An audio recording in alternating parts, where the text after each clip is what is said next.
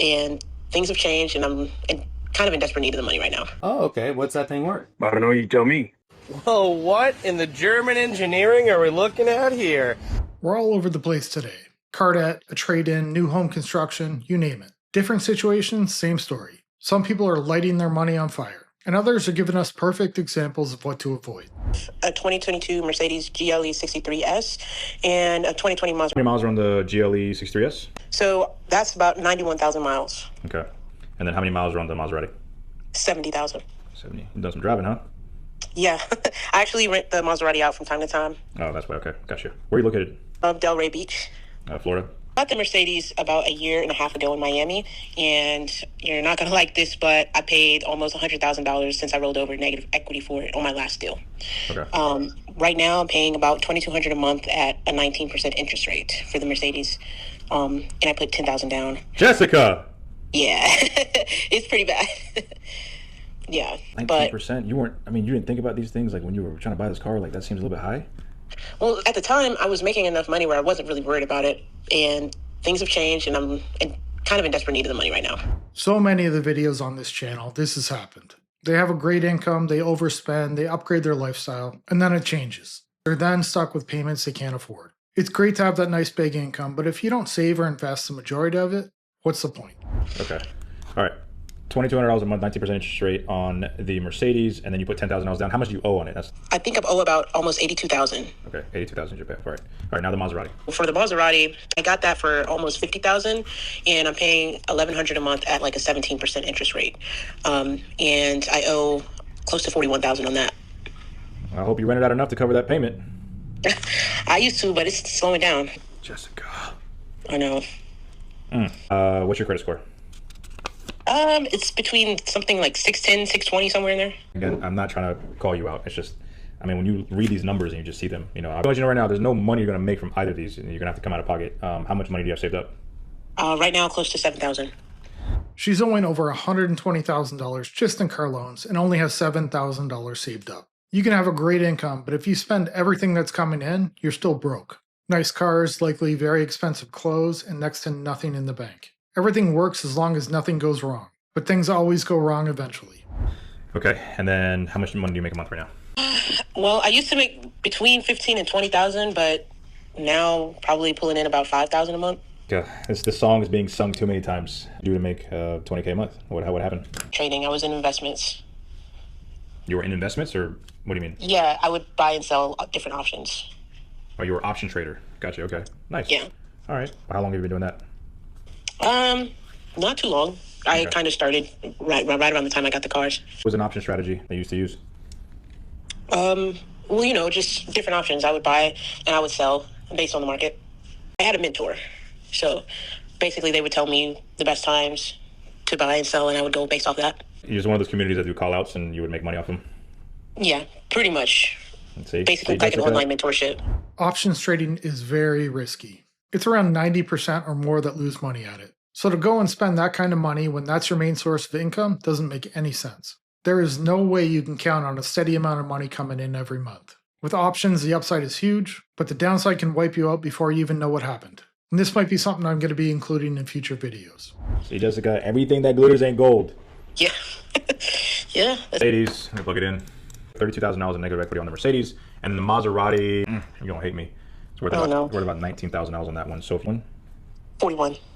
So let's just call it $20,000 on that, 32. So you have about $52,000 in negative equity, and you only have $7,000 saved up. Credit score's around a 620. There's nothing I can do, Jessica. If Audi couldn't do it, Mercedes couldn't do it. There's nothing that I can do. Again, it's not to not help you do a deal. I appreciate you calling me and trying to make a deal happen, but at the same time, it's just the numbers don't make sense. What I can advise Jessica is probably call the banks and see if they can work something out with you, like a payment arrangement. And you lost 75% of your income or more. Call the bank, see if they do a payment arrangement on it. If not, you might have to charge it to the game and do a voluntary repossession and try to get something cheaper until you get more money and get out of it. God. Okay. She had an amazing income. Really, her income right now isn't that bad. I could live off $5,000 a month, only because I have no debt.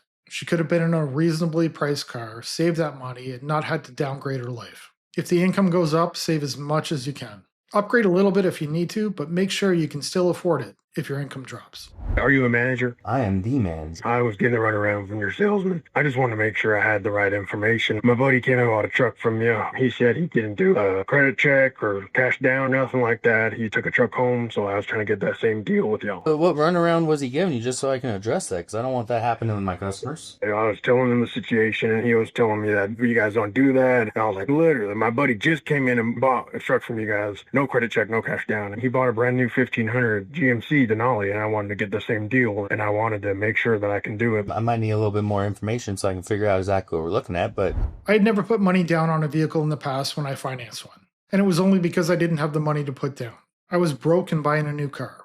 I regret it now after thinking about how much money I threw away. I wish they would have forced me into a down payment of a few $1,000s, because there's no way I would have been able to come up with it.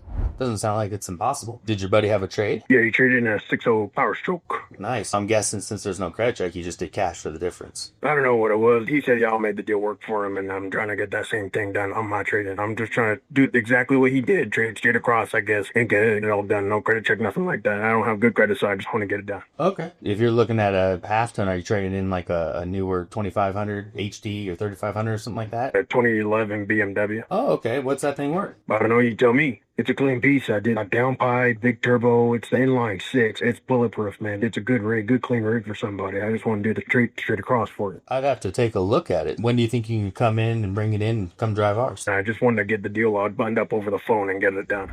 So he's got bad credit, a trade-in that's not really helping out too much, and he wants a dealership to lock in a full deal before he even comes in.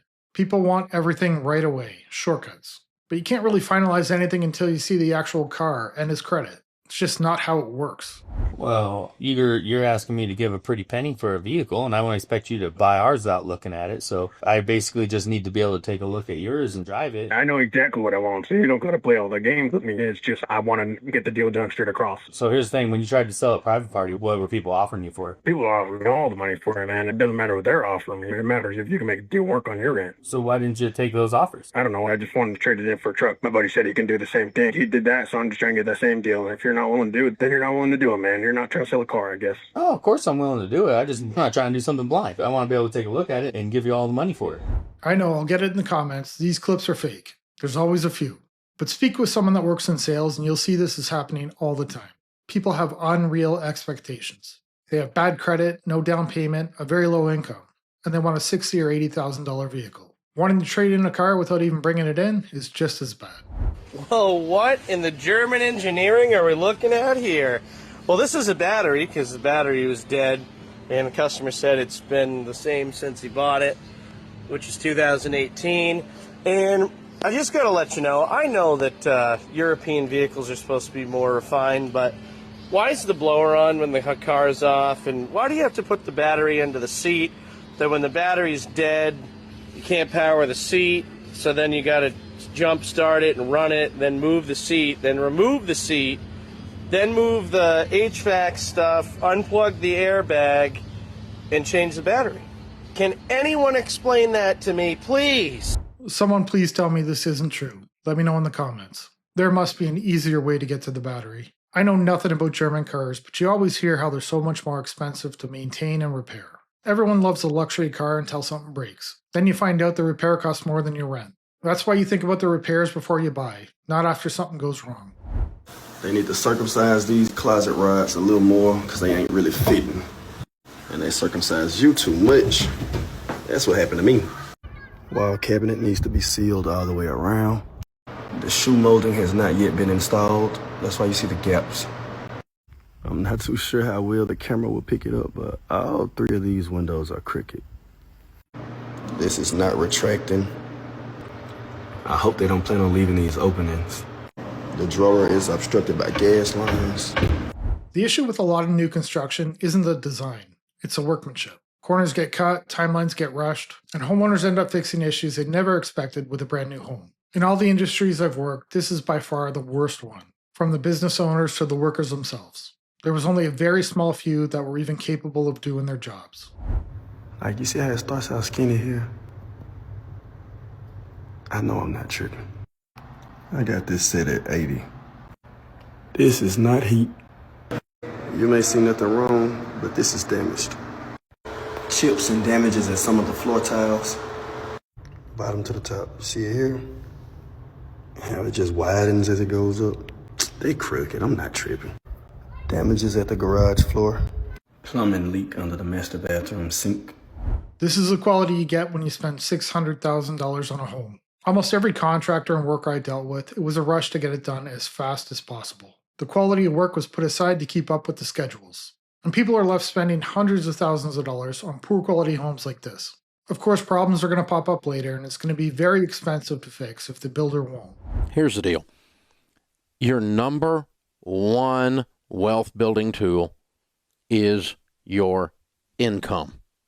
All of the millionaires that we interview, unless they inherited the money, which is very, very few of them, less than 10% of them inherited the money, did it by saving and investing their income. They did not give their income to Best Buy. It's a mathematical thing. When you give your income to someone else, you don't have it anymore. And when you give your income away, you have given up your economic future. All for crap. All the money comes in. All the money goes out. When you spend your entire paycheck, you're not building a life, you're just maintaining one. Saving is the only thing that gives you options. People complain about being broke, but if every dollar goes right back out the door, how could you not feel broke? Some people work hard, make good money, and still feel broke. It's not because they're underpaid, but because nothing stays behind to build any type of stability. But by God, we're sitting around counting our Discover points. Oh, we got airline miles. Oh, Sally Mae's been with us for 15 freaking years in our spare bedroom. All because we called it an investment. I don't understand why it's bad. It's bad because it's stupid and you're normal. 70% of the Americans are living paycheck to paycheck. That's stupid because you're living in one of the wealthiest countries the world has ever known, and there you sit like a rat in a wheel. Run, run, run, run, run. Why? Because student loans are an investment and I'm going to Best Buy. This is just stupid. It's stupid on steroids. Really, seriously, you've got to stop and think. I was the exact same way, paycheck to paycheck. You get used to it, but it doesn't have to be that way. It's stressful, it's scary, it's not a good way to live. The biggest change for me was watching videos like these. It's fun to watch these crazy financial disasters, but they really are a great reminder of what not to do. Going into debt, not saving, not investing is only going to lead to one thing, a future that you won't be able to afford. I'm going to end the video here and ask you to hit that like and subscribe button, drop a comment below. I'll see you in the next one.